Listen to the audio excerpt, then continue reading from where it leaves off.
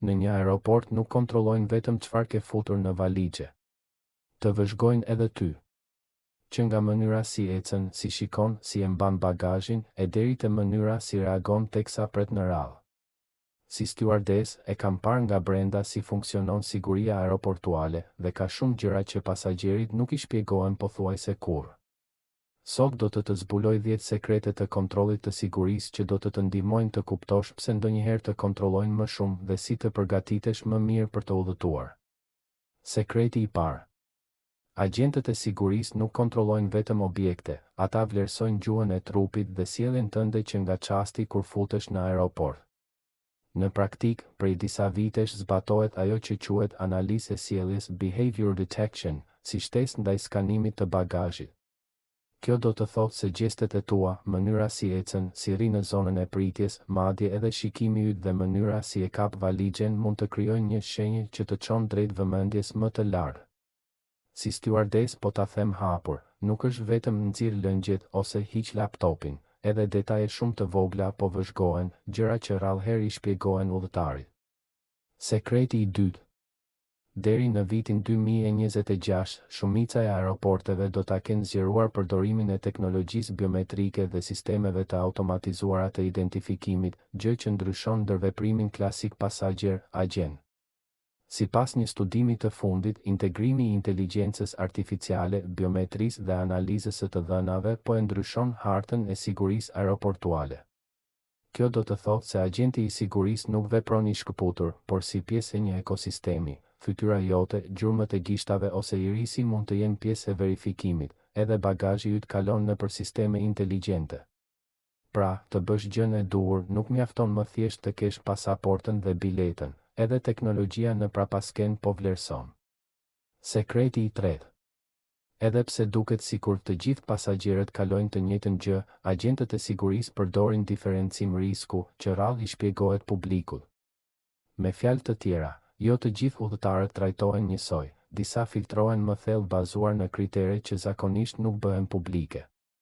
Kjo strategji e riskut të diferencuar përmendet qartë në studimet e sigurisë aeroportuale. Kontrolli I bazuar në risk ose në sjellje po e zëvendëson modelin njësoj për të gjithë. Për ty si pasagjer, kjo do të thotë se mund të ndalohesh pak më gjatë pa qenë domosdoshmërisht faji yt, por sepse ke hyrë në një grup parametrash që sistemi I konsideron me gjas më të lartë për kontroll shtesë. Sekreti I katërt. Në shumë aeroporte moderne, agjentët trajnohen jo vetëm për kontrollin e bagazheve, por edhe për analizë modelesh që përfshin sjelljen e stafit të brendshëm, kontraktorëve, madje edhe vizitorëve.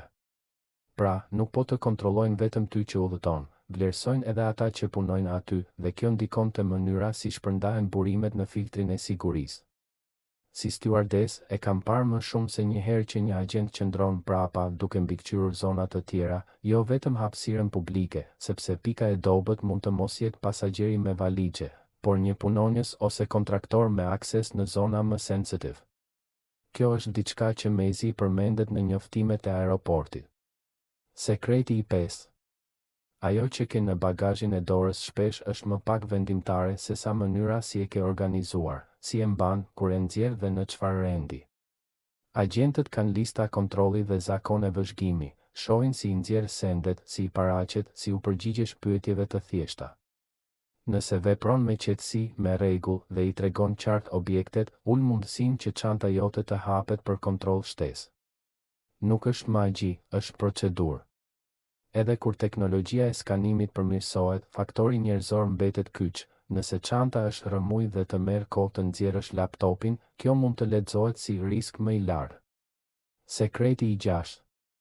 Duke nisur nga viti 2026, shumica e aeroporteve do të vendosin sisteme të automatizuara skanimi me inteligjencë artificiale që paraprin veprimin e agentit. Tashmë ekzistojnë zhvillime për zbulimin automatik të objekteve të paligjshme në imazhet me rreze G. Kjo do të thotë se edhe nëse agenti njerëzor shpërqendrohet ose I shpëton diçka, makina po e sheh dhe po sinjalizon. Nga këndvështrimi I pasagjerit, kjo do të thotë se edhe diçka e lejuar, por e vendosur keq, mund të flamuroset sepse algoritmi e dallon ose agenti vendos të hap kontroll. Pra, nuk është vetëm çfarë lejohet të marrësh, është si e ke vendosur, si del në imazhin e skanerit dhe si perceptohet. Sekreti i 7. Aeroportet dhe agjentët ruajnë me qëllim një nivel papriturie në kontrole. Kjo bëhet që persona me qëllime të këqija të mos mund të parashikojnë saktësisht kur dhe ku do të zbatohet një procedurë shtesë. Në literaturën e sigurisë aeroportuale flitet për kontroll të rastësishëm dhe diferencim të panjoftuar. Nga brenda, e kam parë që ndonjëherë një pasagjer që duket I qetë merr një kontroll më të thelluar thjesht sepse sistemi e zgjodhi rastësisht ose sepse agjenti atë orë kishte detyrë monitorim të rastësishëm. Nuk ta shpjegojnë, thjesht e bën. Si pasagjer të mendosh nuk do më kontrollojnë sepse I kam të gjitha në rregull, nuk është garanci. Sekreti I 8. Agjentët e sigurisë mbështeten te bashkëpunimi ndërinstitucional, te bazat e të dhënave dhe te analiza e riskut që vjen nga jashtë, jo vetëm te ajo që ndodh në atë moment. Kjo do të thotë se kontrolli që të bëhet mund të ketë burim edhe në informacione të mëparshme, të ndara mes linjave ajrore, agjencive të sigurisë dhe autoriteteve kombëtare ose ndërkombëtare. Për udhëtarin, kjo nënkupton se profili yt I fluturimit, destinacioni, sa shpesh udhëton, historia e bagazheve, madje edhe vendi I origjinës, pasaporta mund të ndikojnë edhe nëse ti nuk e kupton. Në kontekstin e vitit 2026, kjo lidhje globale do të jetë edhe më e integruar fal teknologjisë që e bën më të shpejtë. Me fjalë të tjera, ajo që zakonisht nuk thuhet është se ndonjëherë nuk është vetëm ti, por I gjithë sistemi po vlerëson profilin tënd si pasagjer. Sekreti I 9. Agjentët kanë të drejtën të kalojnë në kontroll dytësor pa të dhënë një shpjegim të plotë. Në shumë raste, agjenti nuk ka detyrim të tregojë pse u zgjodhe për kontroll shtesë, ose arsyeja mund të jetë e përgjithshme, po forcojnë kontrollet. Si stewardess e kam parë, pasagjeri ndahet mënjan, agjenti thotë, ju lutem më ndiqni në zonën e kontrollit shtesë, pa u justifikuar. Për pasagjerin është e pakëndshme, po, për aeroportin është një mjet parandalues. Dhe në vitin 2026 kjo do të vazhdojë, ndoshta do të bëhet më shpejt fal teknologjisë, por jo domosdoshmërisht më shpjeguese. Sekreti I 10. Edhe pse mund të duket sikur agjentët e sigurisë kanë gjithçka mbi ty, edhe ata kanë kufizime dhe mund të gabojnë, dhe ajo që pak thuhet është se sjellja jote e mençur mund të ndihmojë shumë.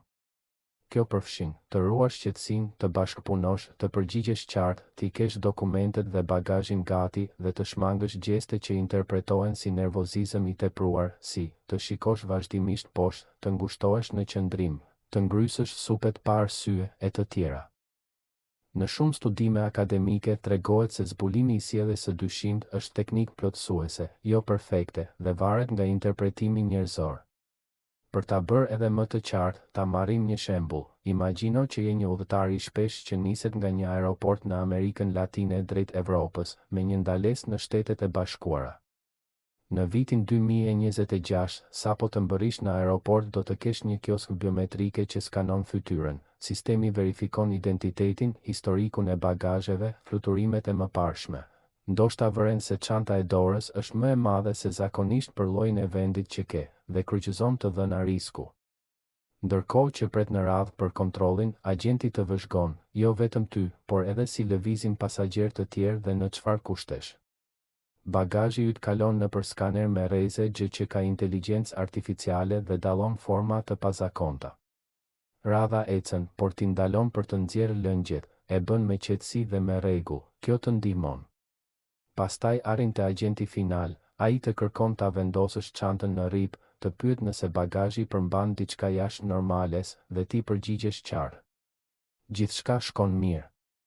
Por një pasagjer tjetër pranë teje me një bilet të bërë me nxitim për një destinacion jo shumë të zakonshëm, me bagazh të rënd, me telefonin dhe laptopin në dorë, devion për kontroll shtesë thjesht sepse hyri në një grup parametrash më pak të favorshëm.